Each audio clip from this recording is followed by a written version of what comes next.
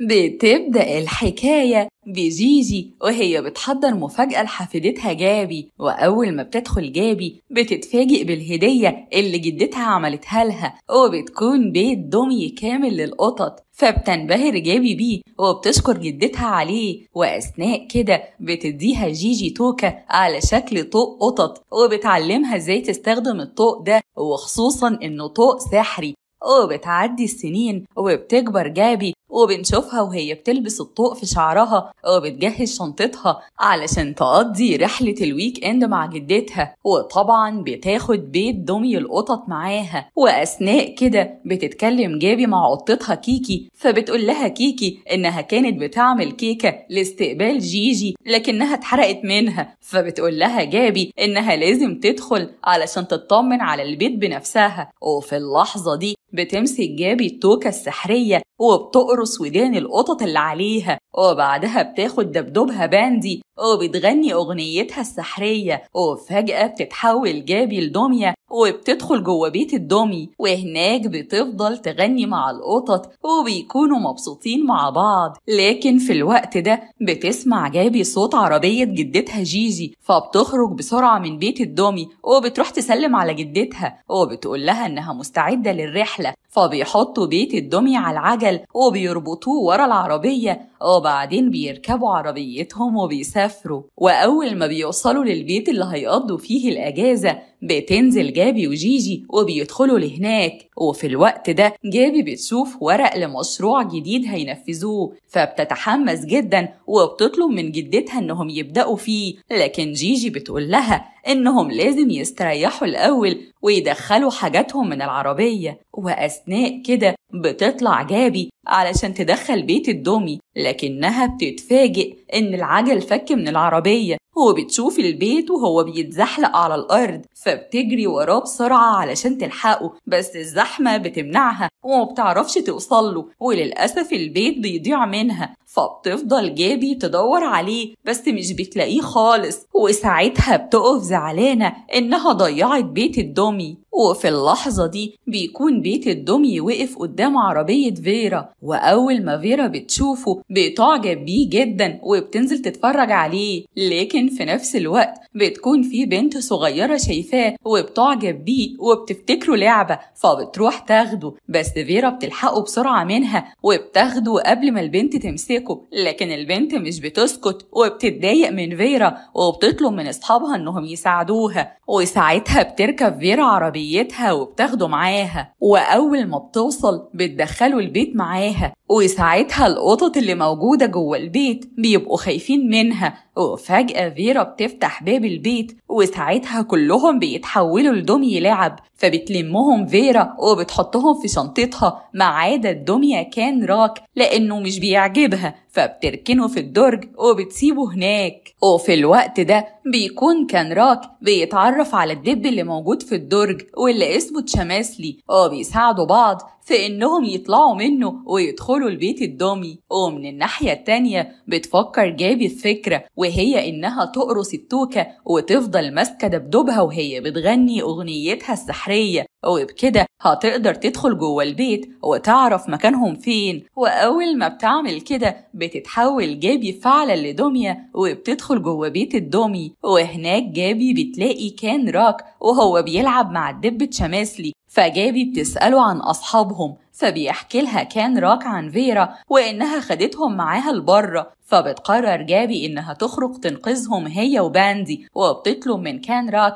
إنه يستنى في مكانه مع تشاماسلي لحد ما ترجع. فبسرعة بتخرج جابي وباندي وبينزلوا لحد ما بيوصلوا لتحت، وهناك جابي بتشوف فيرا وبتعرف إن اسمها سيدة القطط وإنها بتطلع في الإعلانات، وبيكون معاها قطتها مارلين. وأثناء ما بيمشوا مارلين بتشوفهم وبتحاول تهاجمهم، لكنهم بيلحقوا نفسهم بسرعة وبيهربوا منها. وساعتها جابي بتشوف قطتها ميركات قطة البحر جوه حوض السمك، فبتجري بسرعة هي وباندي لحد الحوض وبينطوا فيه، وفجأة جابي بتتحول لحورية بحر، وساعتها بتعوم جوه الحوض وبتروح تطمن على ميركات. وهنا بتقول لها ميركات إنها اتعرفت على كائنات جديدة، وإنها كل ما بتغني بتطلع كائنات بحرية أكتر، فبيقرروا يغنوا مع بعض ويعملوا سمك كتير يعيش جوه الحوض. وفعلا صوتهم السحري بيخلي الحوض مليان أسماك وكائنات جميلة، وبيتحول شكله لبحر صغير. وبعد ما بيخلصوا المهمة، جابي وباندي وميركات بيطلعوا من الحوض جوه فقاعة مية كبيرة، وأثناء ما هم بيطلعوا بتفتح فيرا الشباك،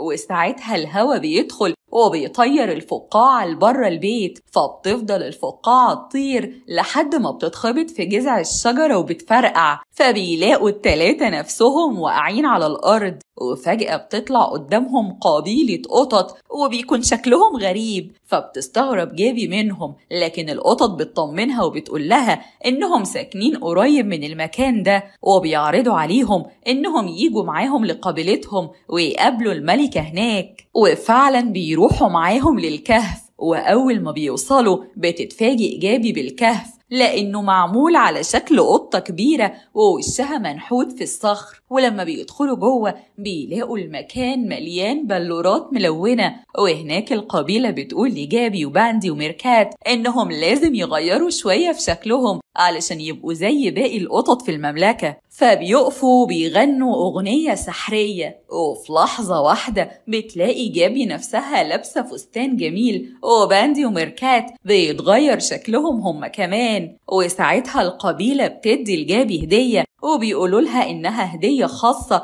ولازم تقدمها للملكة لما تقابلها. وفي الوقت ده بتدخل الملكة ليهم، وبتكون هي جنية القطط، وأول ما بتشوفها جابي بتقول لها إنها كانت عارفة إنها هتكون هي، وبتطلب منها إنها تروح معاهم علشان ينقذوا باقي القطط، لكن القبيلة بترفض خروج جنية القطط، فبتخدعهم جابي وبتاخد جنية القطط وبيركبوا طيارة وبيمشوا بيها بسرعة. لكن القبيلة مش بتسكت وبيجروا وراهم وبيفضلوا يطاردوهم، وأثناء كده باندي بيفقد السيطرة على السواقة وبتقع الطيارة على الأرض. وفي اللحظة دي فيرا بتشوفهم من الشباك، وفي نفس الوقت قبيلة القطط بتوصل وراهم، فبتقرر جنية القطط إنها تديهم التاج اللي على راسها، وبتقول إنها متنازلة إنها تكون الملكة. وساعتها جابي وفريقها بيقولوا إنهم لازم يكملوا المهمة ويجمعوا باقي الفريق الناقص.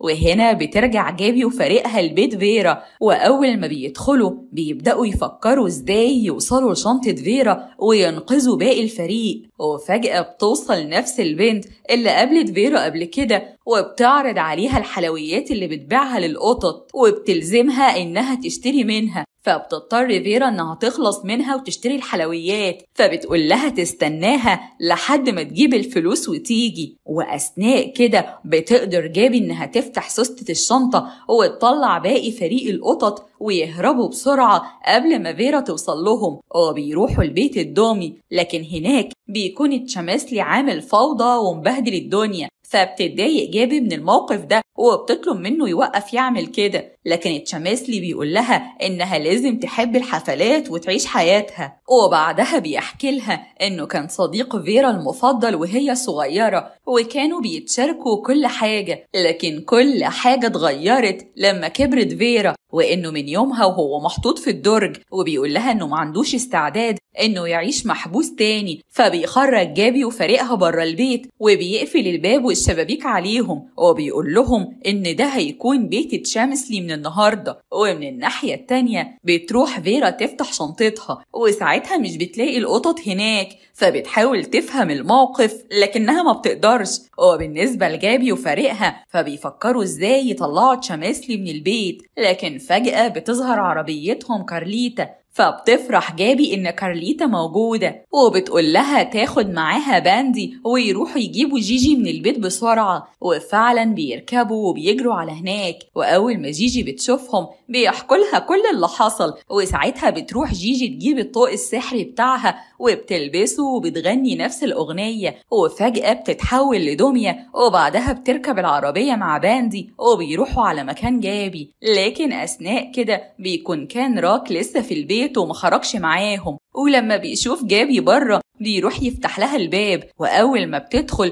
بتفكر إنها ترجع لطبيعتها تاني علشان تعرف تسيطر على تشاميسلي. بس هنا تشاميسلي بيفهم إن الضوء فيه حاجة سحرية، فبيخطفوا منها بسرعة وبيجري. فبتجري جابي وراه لحد ما بتوصل لمكان كله سحاب، فبتطلب من تشاميسلي إنه يرجع لها الضوء بتاعها، لكنه بيقول لها إنه مستحيل يفرط في البيت ويرجع للدرج تاني. وساعتها تشاميسلي بيبدأ يحول السحاب لحبال طويلة، فبتقع جابي وبتحاول تمسك فيهم. وفي اللحظة دي بيسيبها تشاميسلي وبيهرب بسرعة. وبعدها بترجع جابي البيت الدمي، وبتسمع تشاميسلي وهو بيتكلم مع القطط وبيقول لهم إن أول ما جابي تكبر هتسيبهم ومش هتلعب معاهم تاني، وإنهم لازم يفضلوا معاه هو. لكن القطط بتبص لجابي وبتسألها إذا كان الكلام ده حقيقي، فجابي مش بتقدر ترد عليهم وبتخرج من بيت الدمي وبتقعد لوحدها. وفي اللحظة دي بتخرج بوكس وراها وبتديها الضوء السحري، وبتقول لجابي إنهم ما يقدروش يستغنوا عنها وإنهم هيبقوا مع بعض مهما حصل، وبتشجعها إنها ترجع لطبيعتها وتنقذ بيت الدمي.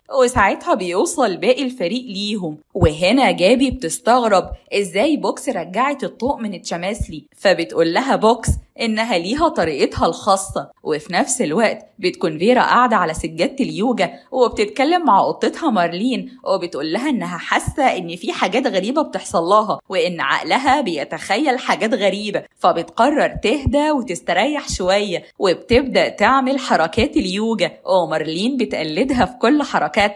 وفجأة بتوصل عربية جيجي قدام البيت وبتشوفها فيرا من الشباك، فبتتخض وبيغمى عليها على طول لأنها مقتنعة إن اللي بتشوفه ده مجرد هلاوس مش أكتر. وفي الوقت ده جيجي بتروح لجابي، وأول ما جابي بتشوفها بتروح تحضنها وبتقول لها إن تشاميسلي خد البيت منها، وبيقول لها إنها لما تكبر هتبطل تلعب معاهم. لكن جيجي بتقول لها إنها كبرت وبالرغم من كده لسه بتلعب معاها وبتحب المغامرات الجديدة، فبتطلب منها جابي إنها تاخد الضوء بتاعها وبتقول لها ثقي فيا. وفي اللحظة دي بتروح جابي عند فيرا، فبتتخض فيرا منها وبتستغرب ازاي دخلت البيت. بس بعد كده بتفتكرها وبتقول لها انها البنت الصغيرة اللي شافتها من الشباك، فبتقول لها جابي انها هي، وبتطلب منها انها تستعد انها تقوم برحلة سحرية معاها ويعيشوا في عالم الدمي. فبتوافق فيرا وبتديها جابي الضوء السحري، وبتطلب منها انها تلبسه وتعمل زيها بالظبط. وبتغني جابي اغنيتها السحرية، وساعتها بيتحولوا كلهم لدمي. وفي اللحظة دي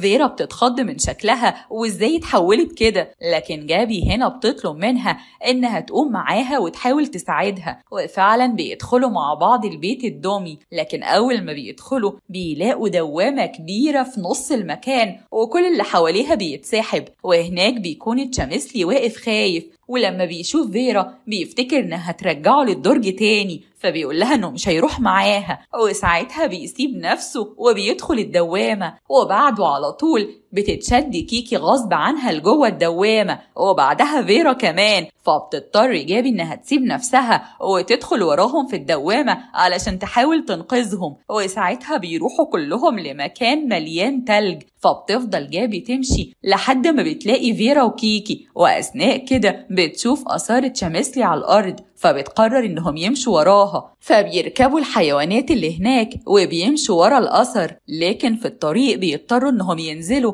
وبيركبوا دودة جيلي لأنها أسرع منهم. وفي الوقت ده بيشوفوا تشاميسلي قدامهم وبيحاولوا يوصلوا له، لكنهم بيتزحلقوا وبيقعوا كلهم جنب نهر عبارة عن صوص حلويات. فبتمسك فيرا دونت كبيرة وبيركبوها زي القارب. ومن الناحية التانية بيكون البيت بدأ إنه يفقد جزء من قوته السحرية، بس جيجي بتطمن باقي القطط وبتقول لهم إنهم لازم يثقوا في جابي وإنها هتقدر تنقذ البيت تاني. وفي الوقت ده بتتكلم فيرا مع جابي وبتقول لها إنها كانت بتحب عالم الخيال والمغامرات وهي صغيرة، وبتعرفها إن الوضع اتغير شوية لما كبرت وإن بقى ليها اهتمامات تانية. فبترد عليها جابي وبتقول لها إنها كمان كبرت لكنها ما قدرتش تستغنى عن أحلامها معاهم، وإنهم عادي يقدروا يعملوا الحاجتين مع بعض. لكن فجأة بيطلع لهم كائن غريب من النهر وبيقول لهم إن اسمه كوبي دوبي، قوي، وبيعرفها من النهر ده بينتهي بدوامة كبيرة، وإنه هيحاول يرميهم بسرعة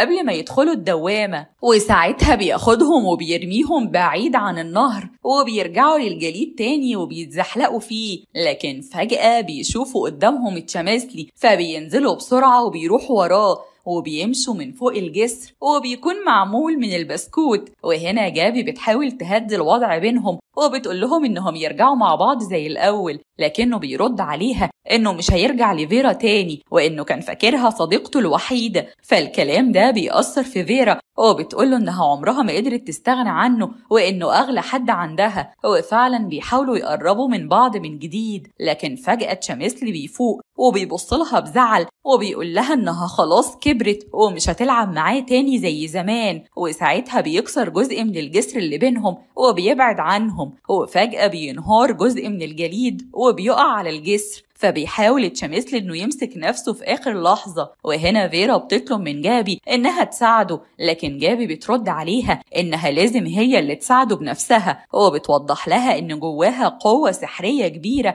ولازم تطلعها دلوقتي. وفي اللحظة دي نجمة مضيئة بتظهر في إيد فيرا، ولما بترميها لتشامسلي بيتكون طريق من النجوم على الجسر، وساعتها بيقدر تشامسلي إنه يعدي الطريق ده ويوصل لفيرا. وفي اللحظة دي بيحضنوا بعض وبيرجعوا لبعض من جديد. وساعتها بيقرروا إنهم لازم يرجعوا بسرعة لبيت الدمي علشان يرجعوا السحر ليه. وفجأة بيظهر لهم كوبي دوبي وبيقول لهم إنه هيروح معاهم. فبتفكر جابي بسرعة إنهم لازم يغنوا أغنيتها السحرية، فبيمسكوا كلهم في إيد بعض وبيبدأوا يغنوا سوا. وأثناء ما بيغنوا بيرجعوا لبيت الدمي، وفي اللحظة دي بيفرحوا كلهم إنهم ساعدوا بعض وقدروا إنهم يرجعوا تاني لبيت الدمي. وساعتها البيت بيرجع له السحر تاني. وهنا فيرا بتقول لها إنها هتاخد تشامسلي ويخرجوا من البيت علشان يقضوا وقتهم مع بعض. فبتروح جابي تحضنها وبتودعها. وبالنسبة لجابي وجيجي فبيحولوا البيت وبيركبوا فيه بالونة كبيرة وبيطيروا بيها علشان يرجعوا لبيتهم الأصلي. وبعد ما بيوصلوا بيرجعوا جابي وجيجي لطبيعتهم من تاني، وبنشوفهم وهم بيشتغلوا على المشروع الجديد، وبيكون بيت دومي مخصص للكلاب. وهنا جابي بتقول لجيجي